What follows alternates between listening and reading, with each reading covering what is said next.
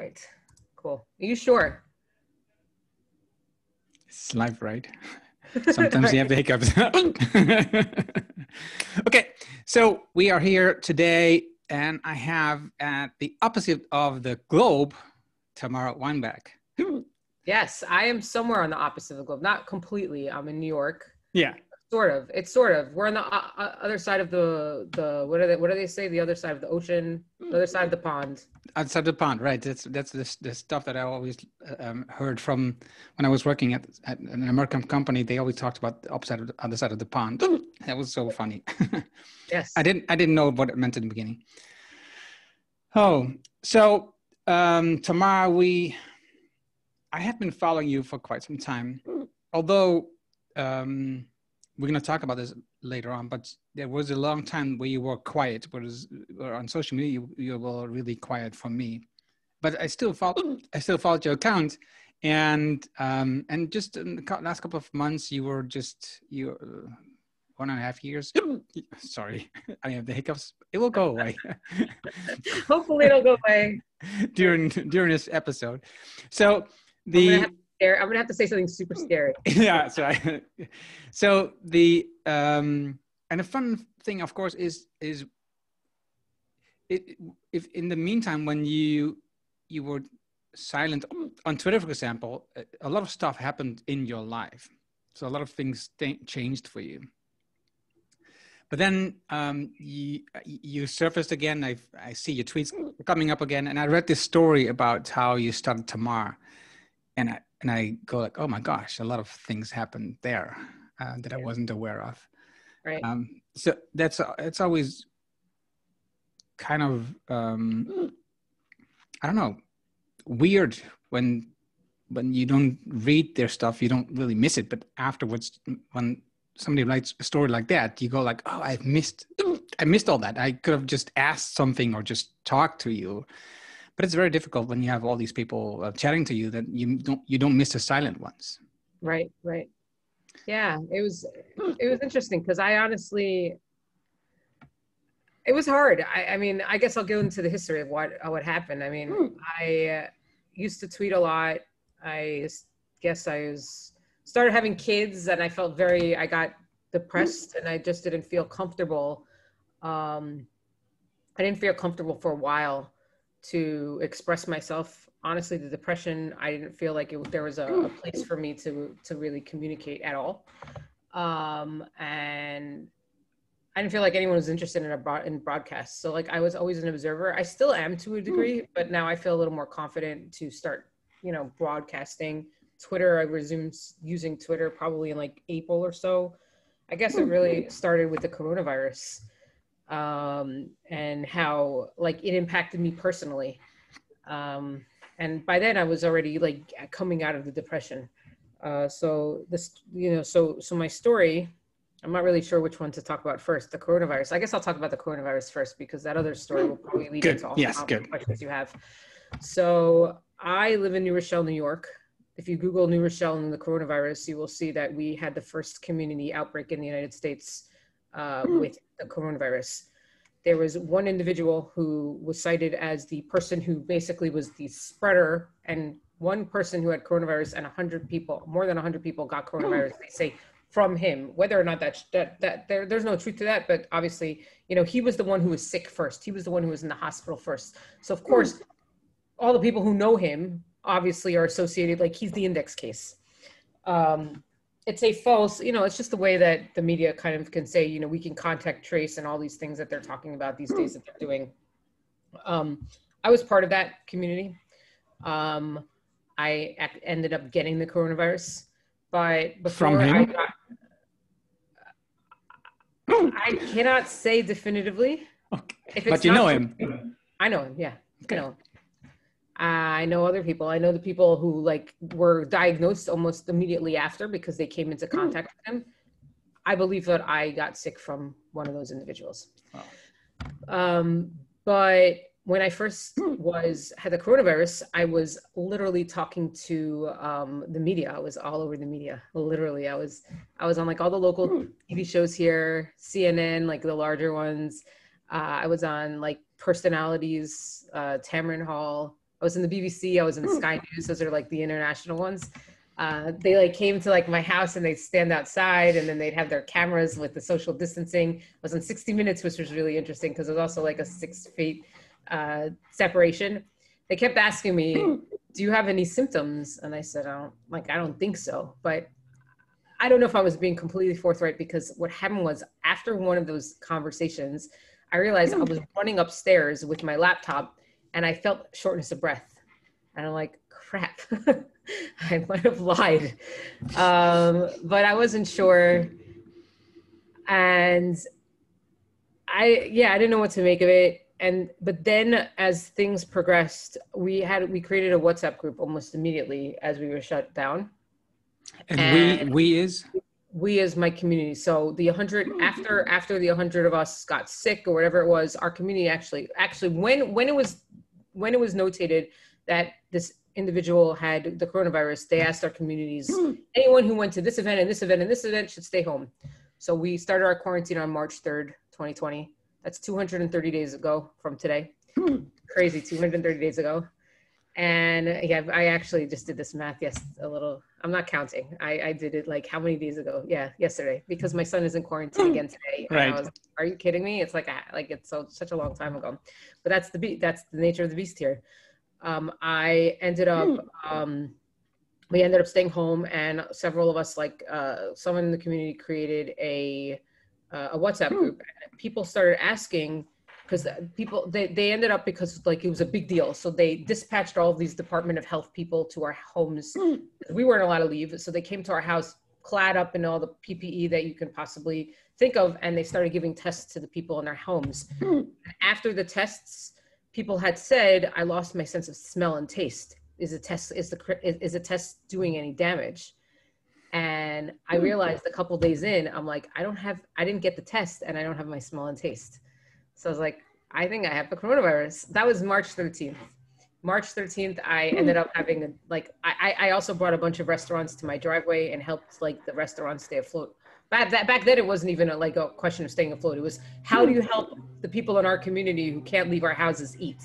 So apologies for the background noise here that you might hear in 2 seconds. But I had the challenge here, the struggle here of like, making sure we were like eating, and I meanwhile I was like coordinating all this food. It was very, very, very busy work. I'm sitting here, I'm not realizing that I'm sick, but I had dinner that night and I couldn't taste anything. I was like, this sucks. I like this food and I can't taste it. So 2 days later, I went to, they were supposed to come to my house. I actually spoke to the Department of Health several times. It's like governmental agencies here. And I said, I came into contact with people and I have symptoms. Why are we not, whatever. They didn't do anything. I ended up going to the testing site here. They set up a tent and all of these things. And they had, like, it was a big deal. Like, it was a drive-through thing. Some people needed appointments, some people didn't. It was a complete mess. It was completely disorganized. But I went, I took a test, and I ended up testing, and my whole family did. I'm the only one that got sick. By then, the media didn't care about me so much anymore. I was only on CNN, I think, once afterwards, telling everybody that I got the coronavirus, and that was it. My life was as usual. And then I think there was one thing after the fact, local, a couple of weeks later, because I ended up looking into donating plasma, because plasma is obviously a very big thing right now. So I was on the news, and when I was on the news, I decided I'm going to start tweeting again. That was it. It was not, there was no objective. I felt like I finally, like, it was terrifying, because half of these things weren't like, scripted and they could edit out. They were live. They're like, the way they do it, they have you sitting in a backstage area, and then they start asking questions live. They asked me questions about like what you just asked me. They asked me questions. Do you know patient, like that patient zero? Right. And yeah, I know him, but I'm not like, I don't think it's appropriate to talk too much about like it, because it's not about him. Right. Chances are he could have gotten it from me for all I know. He didn't, because I got mine like 3 weeks later. But we don't know who patient zero is, and I don't think that's fair. Right. Just unfortunately, he was the first one who gets sick and get hospitalized to the degree that he became the pariah of the community, which is it's a very unfortunate thing. So like, obviously, like these are things that you have to navigate very carefully in a live setting. It's scary. And that was what it was. And that was my life. And so, yeah, so that was, I felt like I was able to start speaking up again. Meanwhile, I was getting a little more confident because, so I guess we're going back to the story of being silent. So okay, yeah. hold on. Yeah, I want to lead into that. Lead into it. Yeah, go ahead. So no, but I can understand that you started using Twitter again then, because you were in the news so much that it's good to just people know you to talk to you again and so on. But you were already writing on, for example, Medium before, so you were not that silent anymore. But just on Twitter, it just started later.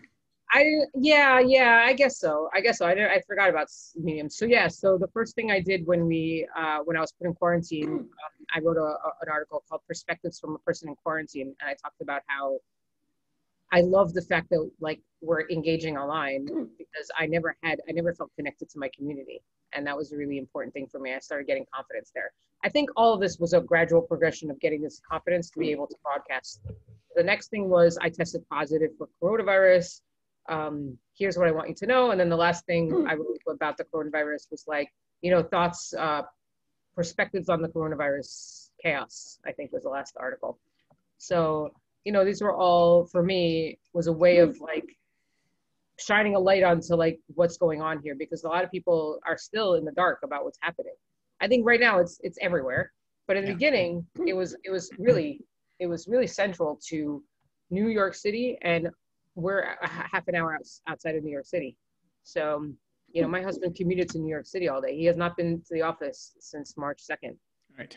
And that's just who we are right now. That's our lives. I just remember that morning was a crazy morning. And like, who would have thought that our lives it's like being, honestly, and I said this to the BBC, it's like all of a sudden your life changes. You're like in a car and you're hit head on. It's like being akin to a car accident. Your life just changes upside down. For a while, it really sucked because we were the only community in the United States that had this quarantine, and the rest of the world is like spinning, and you're not. And then everybody caught up and with us. And caught up. And I was like, thank God, because like it's really hard to like live when everything else is happening. Yes, and that's why I say it's like a car accident. God forbid your life changes like that. And it's so hard for you to mentally grasp that life is going on as usual, but your life is not. So I appreciate the camaraderie. It sounds insensitive, but I appreciate the camaraderie that everybody's in this together. Right. So I really was communicating that and articulating that. And I still love it. I have to say, I love the fact that we're like more connected than ever. If not for the coronavirus, would you and I be talking? Probably not. It's fostering, it's knocking down geographic borders that we had never previously had. I think to me, I really appreciate that. I do notice from people in the community, not everybody can handle that. Like I just had 2 days ago. So I say it's 230 days since March 3rd. It's October 19th. I know you're going to go live in a few weeks, but my son is in quarantine again. He was in class. He had his remote class. His teacher, unfortunately, has the coronavirus, and he is home. And he tested this morning. We're gonna hopefully he doesn't have coronavirus, because if he does, the entire school shutting down. Yeah. Who knows?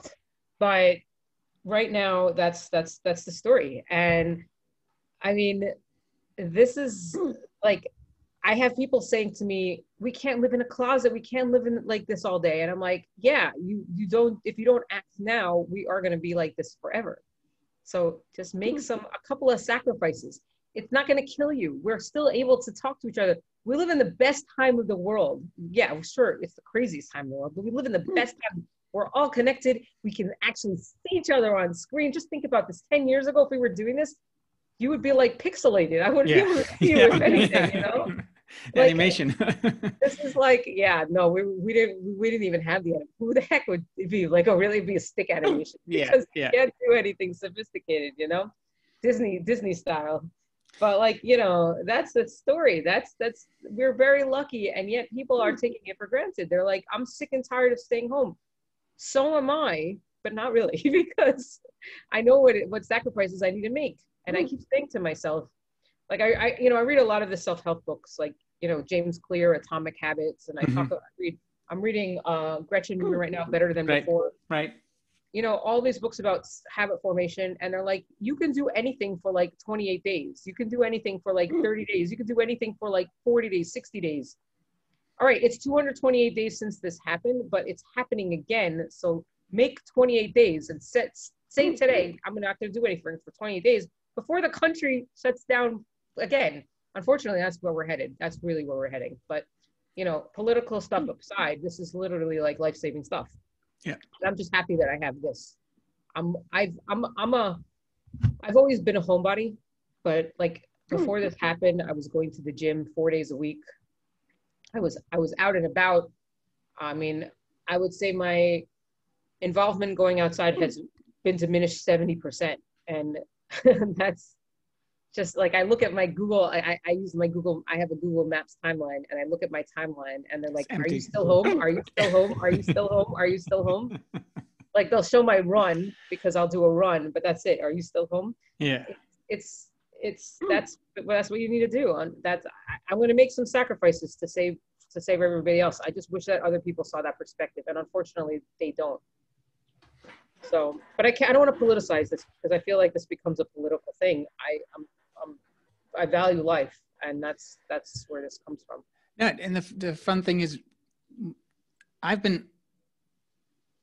since I started my business like you in 2006, I started my business in 2006, and I've been just focusing on online marketing and working from home as much as possible. So creating digital products and online coaching and all this stuff, doing all this, working like 80% of my time working from my home, or maybe even 90%, and just doing all this online stuff.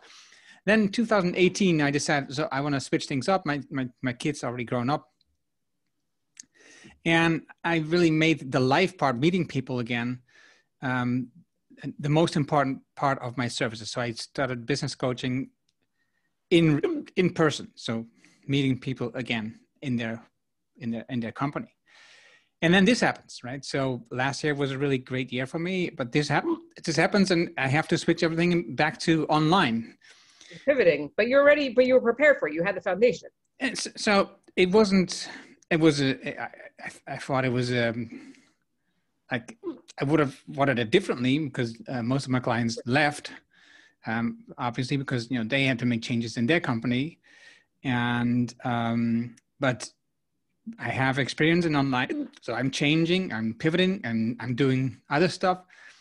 It is an interesting time if you are able to step back a little bit and not focus on just that everything has changed for you, the whole world changed. So just step back and relax a little bit and look at how interesting this time is and what you can do with it and what you can learn from it. Not just focusing, oh, this is just terrible. Right. And I think I want to talk about that, because I'm going to talk, let me go into my story. I want to make sure not to lose that mindset of that is just terrible. So I've been like, my story is I was depressed, and it was postpartum depression, but to be perfectly honest, I had no awareness of the postpartum depression until like the end. My postpartum depression kind of wanted me to latch, like, as a mother giving birth to children, I think, and I'm actually having this realization right now for the first time, you know, as a mother giving birth to children, you basically have to give up your emotions to care for somebody else, but who cares for you? And I think by the end of 2016, when I gave birth to my fourth child, I found somebody who was sort of doing that for me and filling that void. And I latched onto it very, very, like, I clung on to that. Unfortunately, that person, it became a codependency. That person ended up kind of like, if you give a visual here, it's like I kind of was in a hole, and I was climbing out of that hole. And for a while I was being helped up out of that hole, but eventually that person started climbing above me and started like stepping on my fingers and knocking me back in the hole. Oh. So eventually I got thrown back down. It ended up in a very, very, very, very, very difficult, like the ending for me was very hard. I hit what you would call my rock bottom, was thrown back to that bottom, hurt a lot. I cried, and by then I was already seeing a psychiatrist twice a week. I mean, the expensive one, not the psychologist, the psychiatrist. I was on a cocktail of medications trying to make sense of how to get out of there. And I was absolutely miserable. I'd wake up, I'd go through the motions. I'd be present for my kids, but just a little, so they didn't really see something was wrong. And plus, would they know my oldest was only 7 at that point. Mm. And actually he was 9, but because it took a couple of years. And then I'd go to bed, and that was my life. It was day in, day out. It was a repeat of that. Eventually, one day I found Tamar, yeah. Did you also work at the time still? I was working. Wow. And it was really fake it till you make it. I was lucky. I had a lucrative job running as an editor-in-chief of a tech blog. There was a lot of internal shifting of the gears. Eventually, people, like I had meetings with leadership all the time, but eventually, they had somebody who was sitting there, and he was there for a while. And I wasn't in the right frame of mind. I was very happy that I was able to make it work for a while, but I knew that eventually it wasn't going to happen. And one day things are going to change, and I was preparing for that. But I wasn't there yet. I'm getting there. I was, like I said, I was very lucky because I was super depressed, and honestly, I was surprised that they kept me like as long, because I don't think I could have performed a lot better if I wasn't under these circumstances. Like the circumstances weren't there. I end up, what's it called? Going back to, one day I find a tiny vial of perfume. Let me see if I can, like this size. And the testers. And I put, like little testers. And I used to, when I was, I'm going to put it on right now. When I was young, I don't think I put anything on this morning yet. When I had just given birth to my daughter in 2012, I ended up entering a lot of online sweepstakes, and one of them I got for perfume, and I got a little sample of a brand, and I kept it. So like it was given to me. I liked it. I never really put it on after that, and I had it in the corner of my cabinet. And one day I put it on. I think my mindset was very different. Like, when you're depressed, you don't care what you look like. You definitely don't care what you smell like. And putting it on with that perspective of not wanting to do it for other people changed my internal perspective, and everything else. Like, it was amazing. Hold on. Explain that a little bit, because you not putting it on for other people. What do you mean? So most people, I think perfume particularly is used for seduction. You want to put on perfume because you want somebody to smell you and be like, you smell good. Most people don't do it for the eternal, I want to do it for myself perspective. I had no idea what I wanted, because at that point, what was I was literally, I didn't care. I literally was wearing like socks and Crocs and ripped yoga pants. Like, my appearance didn't matter. So I don't like, if somebody said I smelled bad, like I probably smelled bad anyway. Like, who knows? There were times when I didn't shower for 3 days, because that's what depression does to you. So I'm not putting on perfume because I want somebody to be like, oh, you smell great, because that's not what I wanted. But I put it on because just an inherent curiosity. Oh my God, it's in the corner of my cabinet. I might as well use it and use it up. I might as well use it to see what's going to happen. I don't really know what my perspective was, but I put it on, and because I wasn't doing it with this external extrinsic motivation, that was everything for me. So I got excited about the perfume, and I think it was like, we have 5 senses, and when you think of the sense of smell, it's like literally the one, and like I'm listening to a podcast right now on this. They're like, if you ask somebody what if you could get rid of one of your five senses, most people say smell. They don't realize how important smell is, so that you taste things. Like all that stuff is so tied in. But like, you know, if I asked you, what did you listen to yesterday? You'll be able to name at least one song probably you listened to, or like several. What did you wear yesterday? You'd be able to tell me. What did you eat yesterday? What did you watch yesterday? You'll be able to answer those questions. If I asked you, what did you smell yesterday? You might think I have three heads. Like that is a conversation that most people don't know the answer to that, because smell is such an afterthought. But for me, I'm not sure. I think if I, maybe you might not be sure, but I use this conversation a lot, and they're like, oh, I agree with you. I see. Because if I go, for example, in my garden, I smell, not now anymore because they're gone, but the roses, I love smelling the roses and the flowers. I go in the woods for running and then smell the fresh, what's it, hars? What's it called? I don't know. Trees, right? So smell of the trees, smell of, if it rained and you're in the woods, or you smell the rainy smell of the ground. Right. I love smells. Right. And it has also a lot of. You're not the average person then, because you have the understanding. The average human being does not sit there and be like they don't have that experience. Right. The average person does not give a crap about smell, to be perfectly honest. I am that average person. I was like, I don't care. Like, okay, it's there. It helps. It helps, whatever. But this made me realize that we have this fifth sense. And that fifth sense, using all five of those together. And, you know, but that's the thing. And let me deviate. I interviewed you for my podcast, and you're like, and obviously I have three components. I talk about my rise above adversity. Yeah. Your answer was like, I don't really have a rise above adversity story. Right. Because, you know, you're so well adjusted, and you're like mentally in a place where you don't have this struggle. I think that some of us, if we don't have, maybe we need all five senses to be mentally well adjusted. I don't know. I'm making a hypothesis here. No, it sounds true.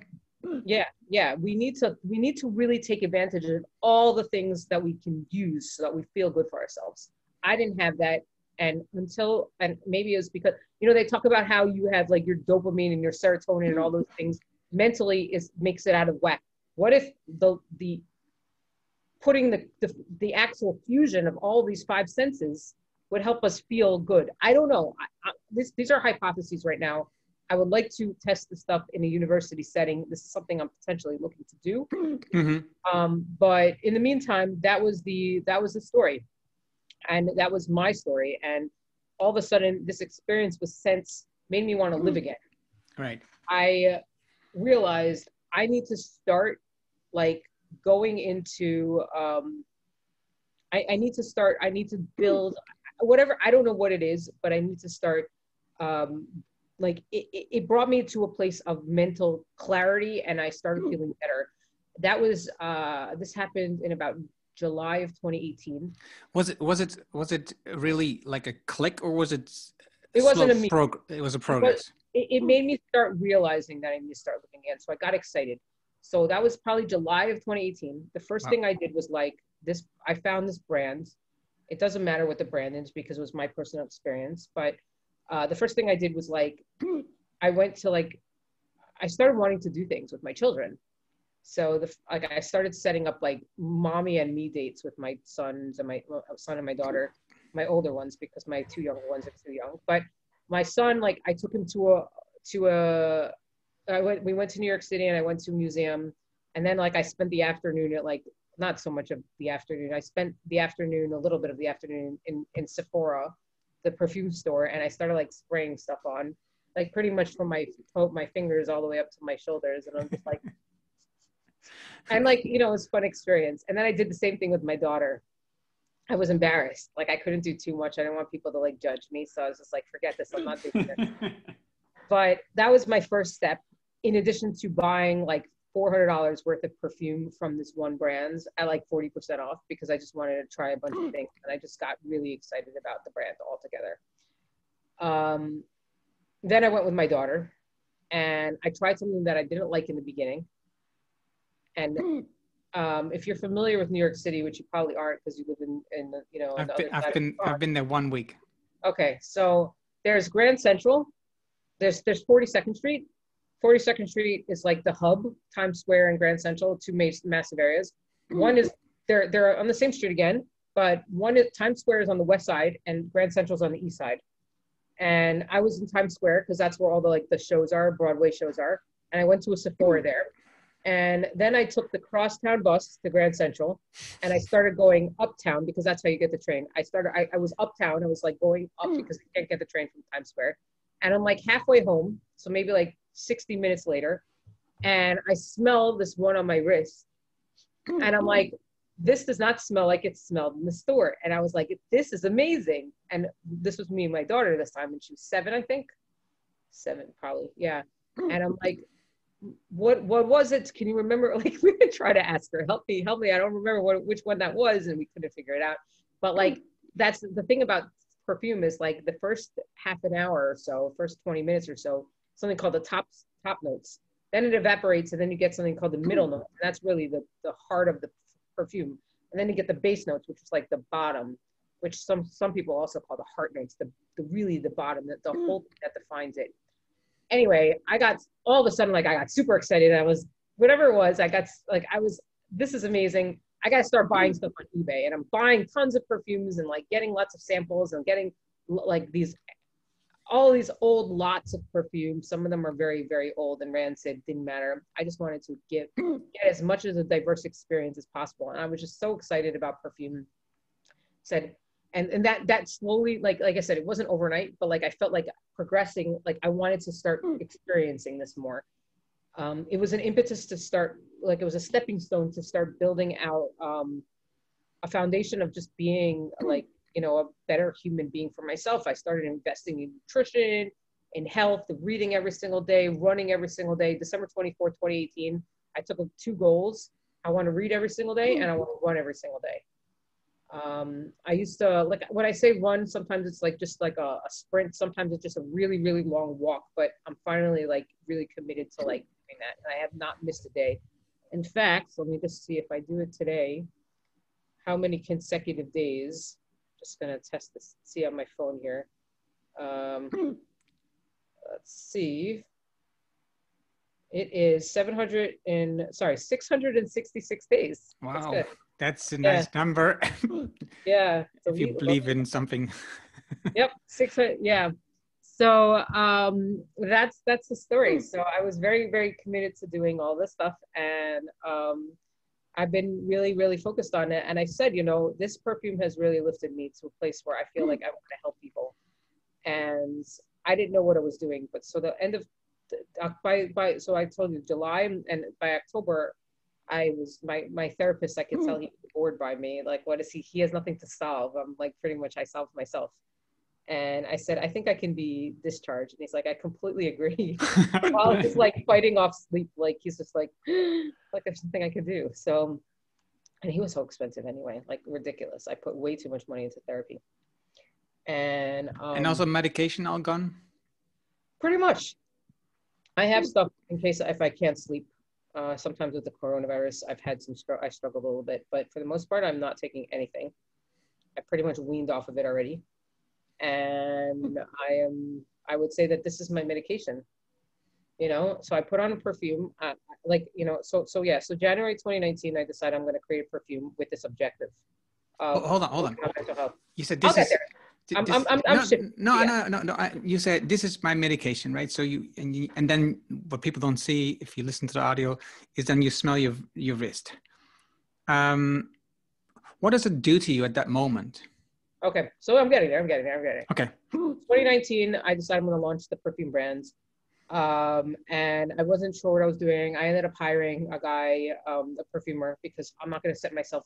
It's really an art and a science, and you really have to have expertise of knowing how to mix the right kind of molecules. Because if you think about it, you do color. Like if you try to mix like, you know, enough color, it'll end up turning into black. So obviously I didn't want to. I knew that I needed to do this, and I needed to do this now. So based on the experiences of buying and trying and all these things, I said, I want this scent and I want this scent. I want pear and a patchouli, and I want a smoke and a vanilla. And I told him we're having 2 cents. We're gonna start with 2 cents. Let's make this happen. So he started doing it. And March of this year, I basically like was ready to launch, and then coronavirus happened. So my mission, to answer your question, my mission has always has sort of evolved, but I realize it's all in the same vein. My mission is to normalize wrist sniffing. Stick your wrist to your face and smell it and take a whiff of the moment. Are you wearing something right now? Or no, I usually wear it on my cheek, not on my wrist. Wear it. Do it here, and I'll explain why. So to answer, to directly answer your question, what does that do and why am I doing that? It's funny because I just had this conversation when, so I had a crowdfunding campaign in May, and it just recently ended, about I'm trying to do fulfillment in the next couple of weeks. And my biggest struggle was like trying to articulate this value proposition here. And I think at the end of the day, it's like when I asked people, like, you know, buy, you know, support me if you like, please, whatever it is. I had a lot of people say, yeah, well, my wife doesn't wear perfume. I actually wrote about this in a tweet, in an Instagram post. And first of all, it's unisex. So my wife doesn't wear perfume is not the right thing. And second of all, my competitive set, I don't think is perfume. I actually feel like my competitive set is mindfulness apps like Calm and Headspace. So now to answer your question, what does this do? I think this is about mindfulness and anchoring yourself in the present.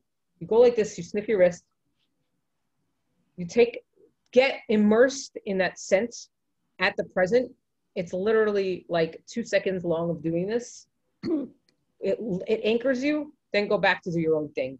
You know, I'm not adverse to like wellness things and tips and tricks like meditation, but meditation for me didn't work. I feel like, you know, and I feel a lot of people, we're in the hustle and bustle of our current status. We don't feel like that stuff, like you sit there for 10 minutes, you're like, what? No one says that they wasted their time, but I feel like they feel that way. And I sit there and I'm like, you know, that 15 minutes of sitting there meditating, what did I just accomplish? Did it do anything for me? And I know you're like laughing, but I feel like I definitely feel the way that I feel that scent in general can take like, if you envelop yourself with that understanding and that mindfulness of that scent, you don't need to like sit there and like get lost in your thoughts, which you do anyway, even though meditation is supposed to get you not to do that. And you don't feel like it's a wasted effort. And the thing is that this is 2 seconds here over like, you know, which you probably would need to revisit it throughout the day. Meditation really helped me. So I feel like this is about, it's more of mindfulness than anything. It's anchoring yourself in the present, which, like I said, does not really compete with perfume brands, but you could use any perfume technically for it. I'm launching my brand to really kind of change the way perfume is seen as being less about seduction and sexualization and more about being an exercise in self-love, self-care, and self-acceptance. Yeah. I can imagine what you just said, that if you're into the smell, it really grounds you, right? It really brings you back. Right. I have the same thing, you know, like I mentioned, when I do the running and I'm in the woods and I smell the fresh pine or I smell the rose in our garden, and I do that. I just go there when I'm outside and the sun is shining. I just go to the rose and then just smell, and it just this action of just going to the rose, smell. It's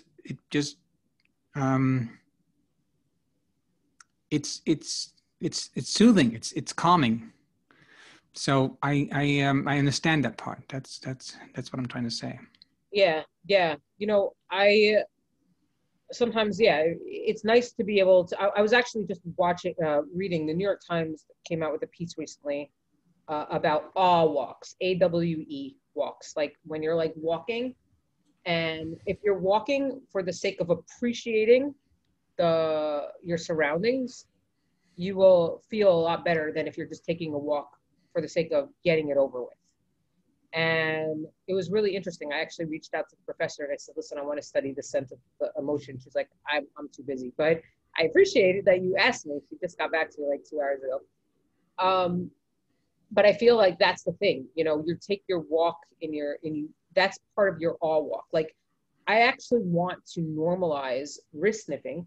I want to normalize putting on perfume before a run, so that if you feel like you need to get kicked back in the present, you put on your you put your sweaty wrists to your nose and you give it a whiff. And I will tell you, it pushes me.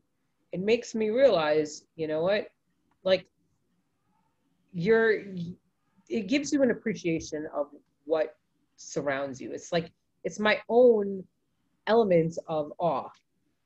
You can of course appreciate what's around you, but if you're like running in a boring place, like indoors, whatever, but if you're like, you know, it's you can supplement the awe of the nature and add that element, because you don't really realize that it's there. If you do this enough, you'll like become anosmic, which means lose your sense of smell. But if you do this throughout the day and you have something that lasts throughout the day, it'll change something. It'll change the way you feel. And I mean, I'm living proof of it. And people have come up to me and they say, listen, perfume has helped me, brought me out of depression. So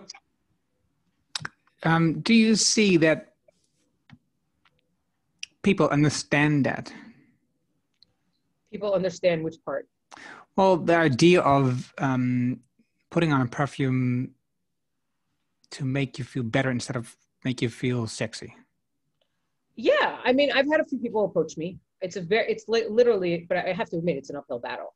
I had somebody, and I actually just posted on LinkedIn. I have to start posting on LinkedIn too. I struggle with, like, I'm working my way toward LinkedIn. Somebody had said to me, I started putting on perfume before bed and I wake up in the morning and I feel better. Wow. Like, and that's because of what I told him. I said, you know what? You put on perfume because you want to start your day, and usually you want other people externally to give like that validation that I just talked about. We're working at home these days. Who the heck is sniffing us? But if we did it for ourselves and we started feeling good for ourselves, that's why I launched it during this time. I mean, I was planning on doing it anyway, but now it's more important than ever to do it, because, and you could create new memories out of it. Scent is very intertwined with your memory. Yeah. And I want people, like, these aren't scents that you've smelled before. You might be like, it might remind me of something, but hopefully it's so new that with whatever you're latching your mind onto, putting it on right now, and you're thinking, my life is going to be great. That's the memory that's going to keep thinking, I do this, and I have a mindset that you revisit that. That's it's part of anchoring yourself in the present. But it's also anchoring yourself to that first initial thought when you put on the perfume. Wow. Like I said, it's supposed to be a very, very powerful way of thinking. It's a very, like I said, very uphill battle to do this, because a lot of people don't see that there is a lot more education than you think. It's extraordinarily early adopter right now. Yeah, and I understand. And the thing I saw was also the correlation you talked about in somewhere about you put on a scent as sexualization, right? And it's similar with marketing, right? It's all about sending signals outwards. Right. And if you look at marketing, you feel the same way. I've listened to your talks, and I've read a couple of your posts, and then you see how you've changed that idea at some point, saying, no, I have to have conversations with people in real time. I have to have conversations and make connections instead of just broadcasting. And I see the similarity there. How you've switched marketing, and also how you're switching scent now. Right. And I usually, I mean, listen, this is extraordinarily disruptive. Social media was always happening.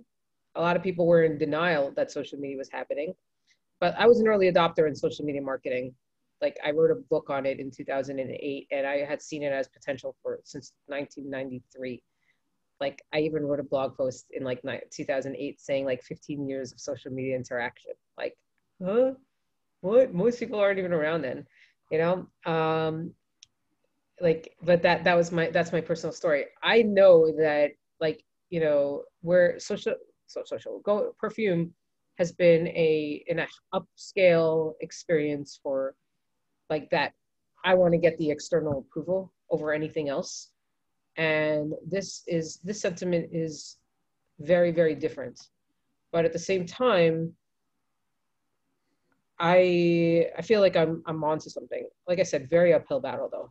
It's like social media was absolutely happening. Perfume wellness is happening, but perfume for wellness, that is still yet to be put together. So when I really struggle with, like, you know, who my audience is right now. Right, I can understand. Because perfume people don't necessarily see wellness as being required. They don't need it. They want to smell good for other people still. And wellness people don't see perfume as being something they need. I have to meet in the middle. And how am I doing that? So that may, like, that's probably the hardest part, especially doing this out of my life savings, my bootstrapped budget, my shoestring cut in, like, you know, with like not even like a nanometer of like string left. You can't even see it. Like, that's my story. So who knows, maybe the competitors will come and sweep me, push me off, but I want to help. I don't think so. Too. I don't know. The thing is, I'm almost embarrassed to say this, but I'm going to say it anyway, because you are always so frank, and I love talking to you, and I love reading your stuff, how you write about this. I've been I hate series on Netflix because you know, binge watching, that's not my thing. I like to watch a movie, and you know, sometimes I can cut it in 2 parts, but that's it. But series, I go like, okay, I like this part, so now next I need the next part. I need the second. I don't hate that, but somehow I caught onto this series, which is called Emily in Paris, I think it's called. And it is about this girl from Chicago, young lady from Chicago. And by accident, she goes to Paris as someone they bought a company there and who's going to, you know, look after them, kind of. But of course, it doesn't happen. But at some part in these episodes, she gets into contact with a guy who makes scents. And she introduces him to a hotel owner who wants to launch as an American hotel owner who wants to launch a new hotel in Paris, to introduce scents in the room. I think you're really going to like that episode of this series, because it is all about creating an experience. It's not about outside. It's really remembering an experience, because the scent will help you to remember the whole thing when you're in this room or in this room or in this room. So I thought about that when I was watching that episode. I thought about your fragrances. So that was funny. Good. And I think else, it was just a fun because a lot about social media and PR and everything. So it was a fun thing to watch for me. Anyway. Yeah. It's also very girly, very emotional, and very stupid. Okay, so send me the link to that one. I'll check it out. I'll do. So you said you started a crowdfunding campaign. Why did you start a crowdfunding campaign? Ultimately, and as I take this, I'm actually, it's funny. Like, I was so adverse to learning and growing when I was depressed. I used to say, I'm sick of school, I'll never learn. And these days, I can't wait to learn. Like, I'm sitting here and I'm taking a venture deals class. It's a free venture deals class for just learning about venture funding. I realize I'll never want to get venture funding. So that's your answer. And I'm like sitting here with Coursera, and I have all these tabs. I'm taking right now the Science of Wellbeing. It's offered for free right now in the pandemic. So everybody should do it. It's a great, great class. And I signed up for a bunch of other, things just to learn. And I'm sitting here, I have all these tabs open, and I take notes, and I try to absorb as much as possible. So why did I have a crowdfunding campaign? Because I didn't want to be beholden to investors and angels. I feel like, especially, I don't want to say because I was fragile at one point, but I don't want to introduce stress that might freak me out and put me in a position of like where things could be difficult again. And right now I want to see how I can do for myself. Right. So I started with the crowdfunding campaign just to validate my decision that perfume can be done for yourself. Okay. And hold on. Yeah. Because the way I see it, and I'm just giving you the way I see my vision, is so that you can counter and tell me how I'm seeing this wrong. So I've been talking to Rand Fishkin before. He has the book Lost and Founder, of course, and he also talks in this podcast a lot about how you don't want to get in bed with VCs. And with his other company, his new company, he started using other ways of getting capital. And the thing is, if I look at, for example, when you started this crowdfunding company, you already had your 2 products, right? I had my 2 products, but they weren't completely finalized, and I didn't have all my packaging finalized. So a lot of things changed since it started. There was the one thing that my perfume, first of all, I got some additional feedback, and I wanted to refine one of the fragrances. Another one required certain certification, like because I want to make sure there's no allergens, or at least they there's certain things that kind of need to be like, it's not even, you don't even need to do it. It's sort of like a nice to have. If you be very artisanal, you don't have to do it at all. There's no like really governing body, but I wanted to have that. The third thing was that the perfume company itself, the packaging company itself, like was a factory that kind of like changed as like they're very, very, I guess they're a lean operation. And as the demands of the market changed, so do what their capabilities are. So thanks to the coronavirus, they changed their market, their factory to create PPE. So they were making more N95 masks than they said, if we want to switch over our factory, you have to pay this amount of money. I said, forget it. And I decided to work with a specialty high-end European US provider for my materials. So my raw materials were sourced. Obviously, that's going to command a premium. So things switched a lot. So when I say did I have my fragrance? The only thing I really had, and no, I didn't even have this until a few weeks ago. This is what my bottle's going to look like. Right. And things were going to be very different. So all this stuff, I had an idea, but like this was finalized and this was purchased like 2 weeks ago. Oh, wow. So stuff is things you need. I basically had to iterate and change things, and I'm still not completely done. I have to get my box. My boxes. I have my artist, my graphic designer working on the box right now. And this week I'm going to order my boxes, and then I'll be done and get my products, and I'll have to start shipping. So the funding, the crowdfunding campaign helped you, for example, to order the boxes. Yeah. So usually the way crowdfunding campaign is it helps you potentially to fund creation of your prototype, to create to buy products, to buy the raw materials.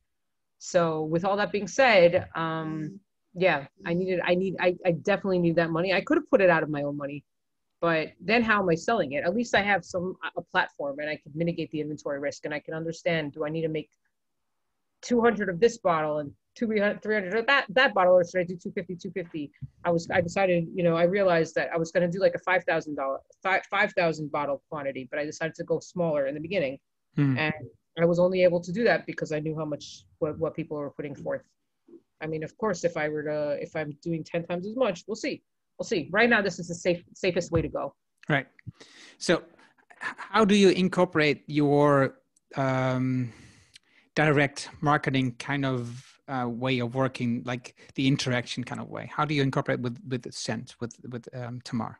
That's hard. It's really hard because people are buying product they have never smelled before. That's ultimately, it's about the story. The storytelling is really the end of this, like the fact that scent brought me out of depression. That's a powerful story. Everyone else, hopefully they'll believe in that, and they can believe in creating their new memories. Like I talk about, this isn't a mainstream product. It's about creating your own new future based on my story. And some people have tried it with perfumes that are like they already have. So I guess it's so intertwined with their life that they can't do it. So you need to have something new so that you can. And this is something I also want to test, like in a true scientific study. So I'm not there yet. So does that mean that this is your life work now?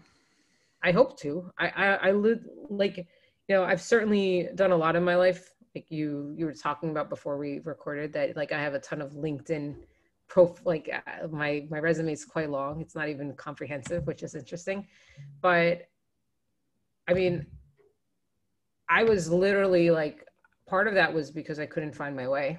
Part of that was because I didn't have the right direction. Part of that was like all these things. And now I feel like I have something and I can legitimately help save a lot of people. So if this can be, I would like it to be my life's work. Yeah, I can imagine.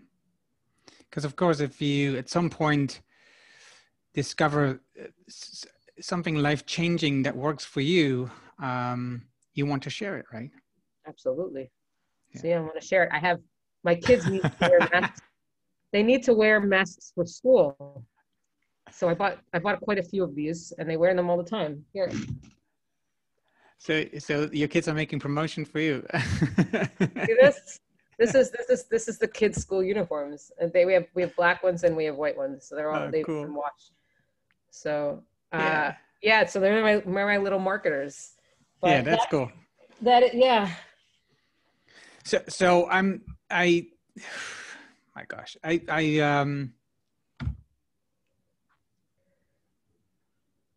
I wonder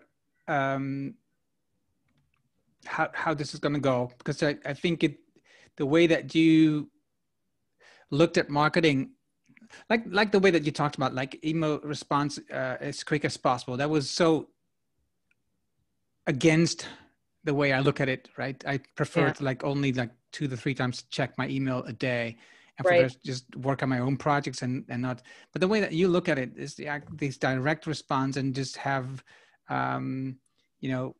real-time correspondence interactions using Twitter, email, LinkedIn, whatever. And so but it's I would say it's not so easy for you to do when you're podcasting all day. Like I can't respond to emails when I do this. So I always promise within 2 hours.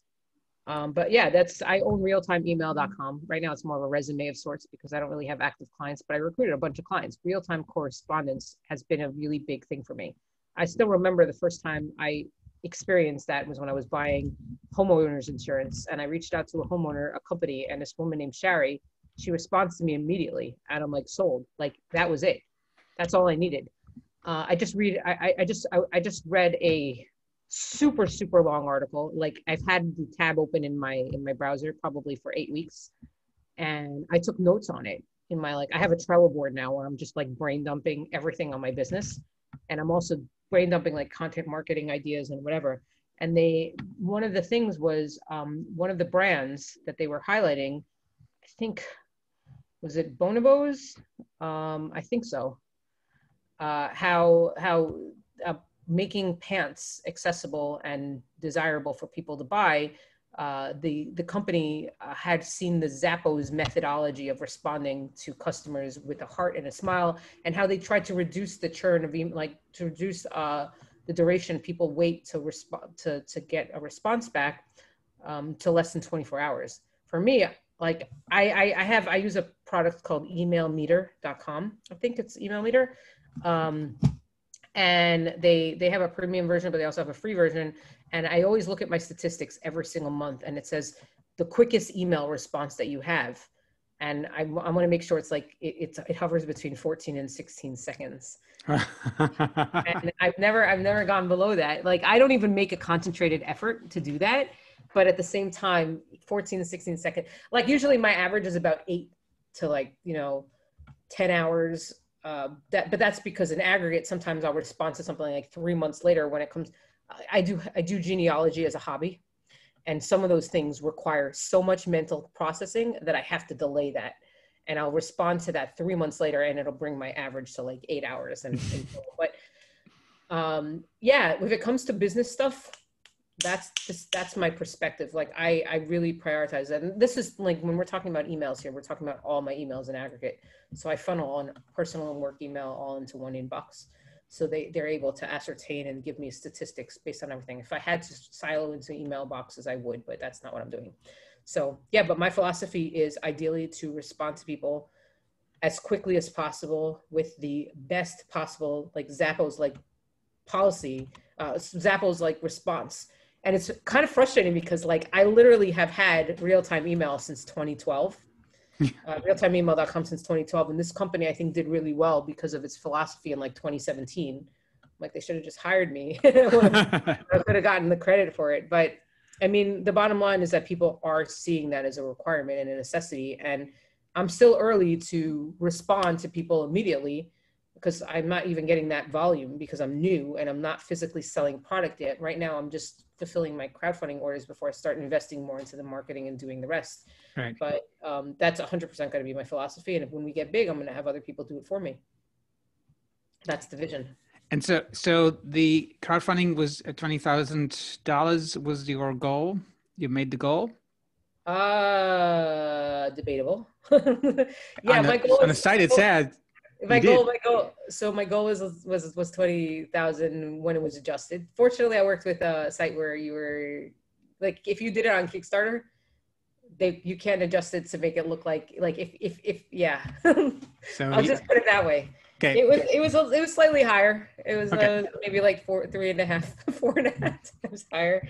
But I'm happy to say that it was in a position like, you know, at the end of the day, I'm happy where I am. Right. Being mindful that I launched a product that nobody could smell, nobody has ever tried in their entire lives during a pandemic, and I made 5 figures. So it's a success, but it wasn't the success I would have liked. But I'm not ashamed. I'm just like, it just means that there's more work cut out for me in the future. No, I understand the feeling. And actually, if I did that a couple of times, have this idea, I want to launch something and then have these ideas that I could like 100 or 200 people get into it. And then I had like 40 and I was disappointed. I was just disappointed. I didn't adjust my goal. I was just disappointed. So. Right. Well, it's hard to say. Sometimes I am disappointed, but then again, you have to see, and this is my perspective. It's a change of perspective. If this happened many years ago, I would have been disappointed. But now I'm just like, you know what? Can you imagine how many people are struggling financially and yet they still have the faith in me to do this? Yeah, well. Right now, yeah, be disappointed, but be happy that, you know, I have right now, I use an app. I use an app called my friend Adam made an app called My Gratitude Journal, but I found another app called Presently. And like, you know, and I write about like gratitude, like the things I'm happy about. And like, you know, just looking back on some of these entries, because it feels good, like, you know, 200 people who believe in me and, you know, supportive friends and advocates. Like, I look back at those things and I'm very happy and I'm very grateful that I have that, you know? So you can see it either as perspective as being disappointed, but that you're not hitting your ultimate goal, but be happy that you have what you have. Reading the articles about people with $10 to their name, like they would kill to have $20,000. I agree. Of course, it's going to be it's a hell of a work in progress. Nothing's going to change that. It just means that I have to hustle much harder. Of course, I would love to have hit 75K, 150K, 225K, or 500K. Those are like my stretch goals there. But you know, those would have been great. It would have helped me, given me a lot of money to invest in the marketing. I'm just going to have to do a little more guerrilla tactics right now, and that's fine. I'm looking forward to your guerrilla tactics. Yeah. I just love talking to you and your ideas. Like I said, I love reading your articles and looking at your conversations because you're so honest and open, and it's just great, you know, the way that you talk about how you do things, how you dealt with things, how things were for you in certain situations. I think you're like one of the few people who is really tough enough, I'm not sure if that's the right word, to do that. Now I am. I you know, it's in ebbs and flows. I was super weak. I was so afraid of any type of deviation and any type of disagreement that's why I didn't tweet for 7 years. God forbid somebody gave me a controversial something, it would literally eat into that. We talked about this before, and I said I was going to hone in on this later, about how, I forget what the thing was, but I said I'll get back to you.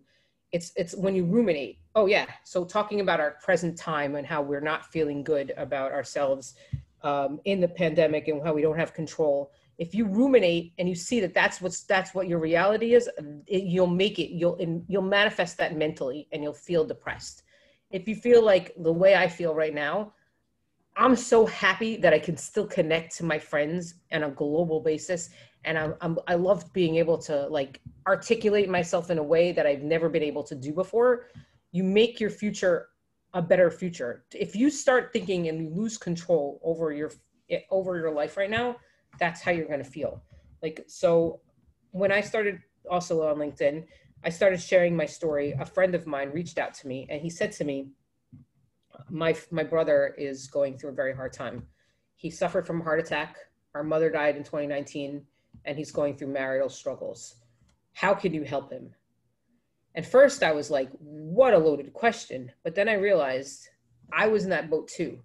And my depression was a manifestation of my personal lack of desire to take control over what was happening to me. When things got really bad, that was what was playing in my head. It was like playing that reel again and again and again and again and again. That movie would not stop rewinding in my head. And that was my reality. If I said to myself, I have to step on that and push that out of the way and realize that I can create control over my future, that there's no reason to dwell on the past, but to start focusing on the future and how I can make it better, things become so much better. And so right now it is a crappy time to be alive, but I don't see it that way. I see it's a great time to be alive. Just think about it from that perspective. It sucks right now. We live in, like, seriously, people are not responsible. People are dying. Like, it's a horrible time to be alive. But if you think about the fact that we're like, this is one for the history books, you know? That's not even the worst time. Yeah, it's not even the worst time. I mean, just imagine what like some of our grandparents, great grandparents were going through in the 40s. Like, I mean, yeah, it's one for the history books too. Like Viktor Frankl, he writes about like all those things. I mean, he made that was one for his history books.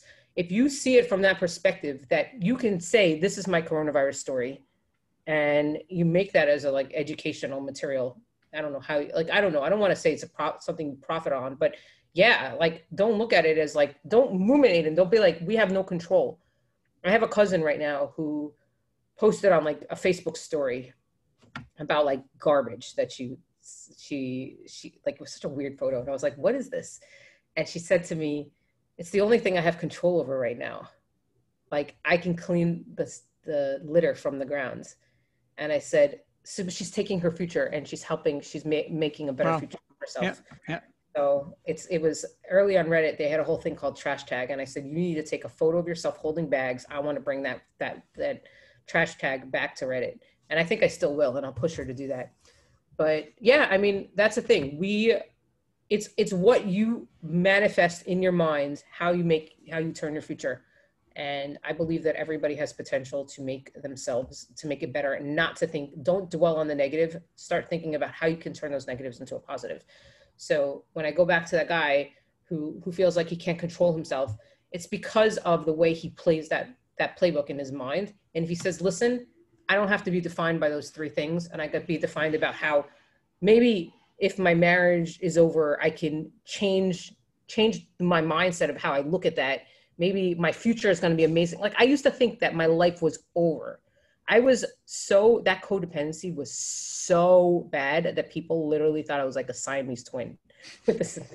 Like, it was like, I don't even want to say, people have come up to me and there were comments like, what the hell? Like, I don't even want to go there, because that was a really hard time in my life. But, I changed that. And I think we all have the potential to do that. When we're lost in this, it's very hard to get out. But once you're out, you're like, I don't want to get back in. And hopefully for myself, my own lesson to myself, because I've been depressed, not once, not twice, a few times in my life.